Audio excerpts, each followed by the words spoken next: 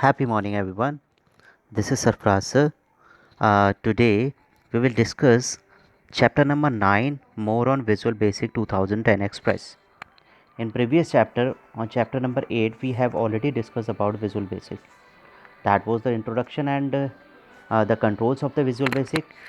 In this chapter, we will discuss about the adding image in a form using control statement and using logical, relational, and arithmetic operators, implementing do while and for next statements. First, we will come adding images in a form.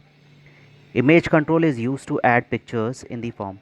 As we all know that our form is a type of structure on which we can add different type of controls, images, checkboxes and buttons.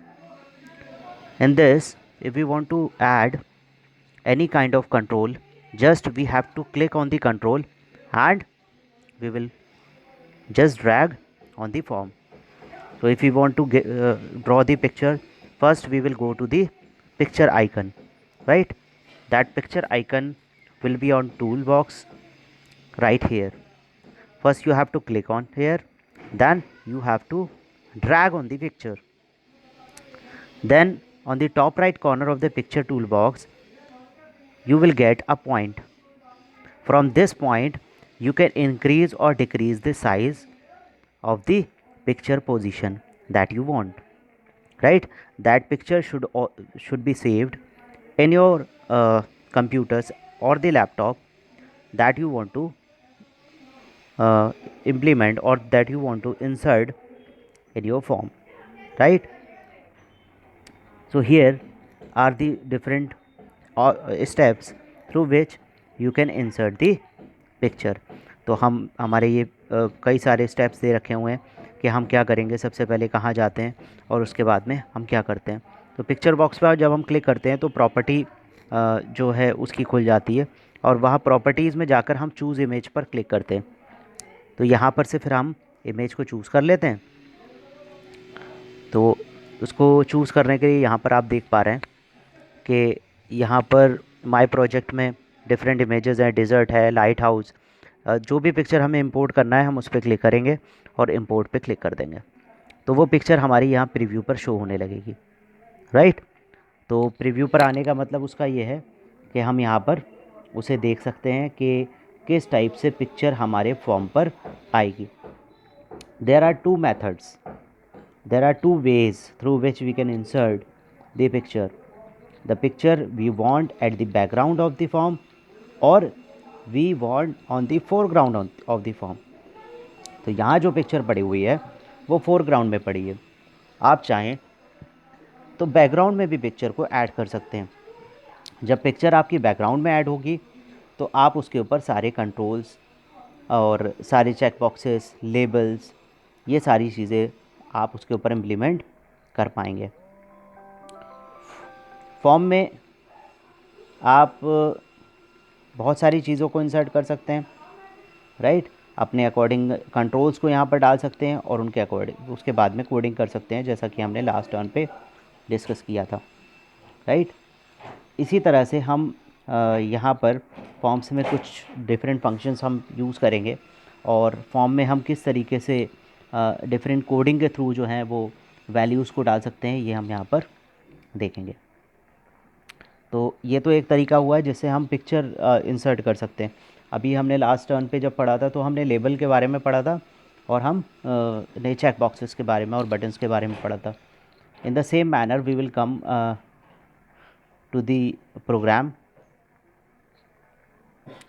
Here one program is there. Write a program to input the height and base of a triangle and calculate its area. तो हमें क्या करना है, एक programme develop करना है। किसकी help से डेवलप करना है हमें प्रोग्राम? विजुअल बेसिक की हेल्प से। तो सबसे पहले हम अपना ब्लैंक फॉर्म ले लेंगे, राइट। अभी इसमें तो लेबल्स कुछ पड़े हुए हैं, हम अपना ब्लैंक जब प्रोजेक्ट हम लेंगे तो न्यू फॉर्म हम वहाँ पर ले लेंगे। Add controls in the form as shown in the figure 9.4। तो इसमें जो है आप देखिए कि जो आपको पता है कि when we want to calculate the area of a triangle तो हमें क्या चाहिए होता है, उसका बेस चाहिए होता है ठीक है, और उसकी हाइट चाहिए होती है। दो चीज़ें अगर हमारे पास में हैं तो हम उसका जो एरिया है वो कैलकुलेट कर सकते हैं। तो उसके लिए हम बहुत इजीली प्रोग्राम हम बना रहे हैं। तो इसमें क्या होगा कि जो यूज़र होगा वो उसकी हाइट देगा और उसके बाद में उसका बेस देगा, और जैसे ही बटन पर क्लिक करेगा यहाँ पर जो उसका एरिया होगा वो अपने आप ही कैलकुलेट होकर आ जाएगा।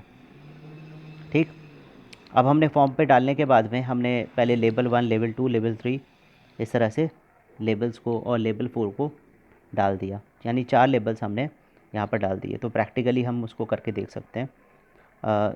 If you are having laptop with you तो आप अपने आप कर सकते हैं, otherwise very soon schools will be open. तो हम प्रैक्टिकल लैब में इसका जो है प्रैक्टिकल कर सकते हैं। Before that I will send one video of it. एक मैं इसका जो प्रैक्टिकल वीडियो है वो मैं बनाऊंगा उसका, तो उससे आपको ज़्यादा अच्छे तरीके से समझ में आएगा। This is theoretical base this time. तो हम क्या करेंगे, सबसे पहले तो हमने चारों लेवल डाल दिए, और इनके आगे हमने दो टेक्स्ट बॉक्सेस को डाल दिया। टेक्स्ट बॉक्सेस हमने क्यों इंसर्ट किए हैं, ताकि हम उन टेक्स्ट बॉक्सेस में हाइट और बेस ले सकें ट्रायंगल का। देखिए यहाँ पर हमें टेक्स्ट बॉक्सेस दोनों पे दिखाई दे रहा है। अब हम लेवल 1 को रीनेम करके कर लेंगे उसे एंटर हाइट। ऐसे ही लेवल 2 को रीनेम करके यहाँ पर कर लेंगे एंटर बेस, और लेवल 3 और 4 को छोड़ देंगे। राइट, अभी कुछ नहीं करेंगे। और इस बटन को जो जिसका नाम बटन 1 या कमांड 1 होता है, इसका नाम हम कर लेंगे कैलकुलेशन या calculate area. Right, as we have already discussed कि जो हमारी कोडिंग होती है, जो कोड हम करते हैं, जो भी हम कोडिंग करते हैं, that code is to be written on button. हम अपने जो भी बटन होता है, कमांड बटन होता है, उसके हम कोडिंग करते हैं। तो इतना हमने बना लिया। उसके बाद में अब हम कमांड बटन पे राइट क्लिक करके कोड विंडो को खोल लेंगे। तो जैसे ही कोड विंडो खोलेंगे ये वाला हमारा खुलकर आ जाएगा। राइट, तो जब ये खुल के आएगा तो ये पहली लाइन प्राइवेट सब वाली ऑलरेडी होगी वहाँ पर, तो हमें इसको लिखने की ज़रूरत नहीं है। बल्कि हमें क्या करना है, लेबल 3 जो है उसमें हमें करना है label 3 dot text equals to area of triangle is. This is also given in your book page number 97। Right, if you have any problem in that तो आप वहाँ पर भी देख सकते हैं, पेज नंबर 97 उस पर भी आपके दे रखा हुआ है। तो label 3 dot text area of triangle is, यानी क्या होगा कि जब भी कमांड बटन पे क्लिक किया जाएगा तो एरिया ऑफ ट्राइंगल इज़ तो ये लिख कर आ जाएगा। ठीक, यानी लेबल 3 पे। और दूसरे वाले में हम क्या करेंगे, लेबल 4 डॉट टेक्स्ट में हम क्या करेंगे, हम यहाँ लिखेंगे ब्रैकेट में 1/2 multiply by value of text 1 dot text और value of text box 2 dot text. दोनों की वैल्यू का मल्टीप्लिकेशन होकर हाफ हो जाएगा। आप जानते हैं पहले से ही, ऑलरेडी आपको पता है, मैं आपको बता दे रहा हूँ कि जो एरिया होता है, अगर एरिया ऑफ ट्राइंगल है, उसका फॉर्मूला होता है half multiply by height into base. ये उसका फॉर्मूला होता है, ये आपको आई थिंक पता होगा पहले से ही।